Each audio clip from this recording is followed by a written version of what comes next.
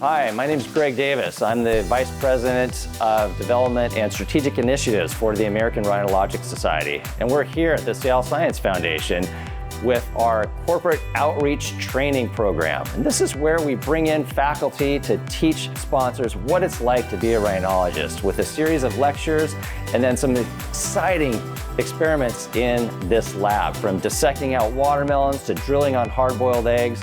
The whole idea is for us to share with you what it's like to be a rhinologist and hopefully teach our corporate colleagues how to better communicate with their ENT surgical colleagues. The American Rhinologic Society is an amazing organization, over 1,200 members. These are ENT surgeons who have a passion for rhinology. And we give several courses throughout the year.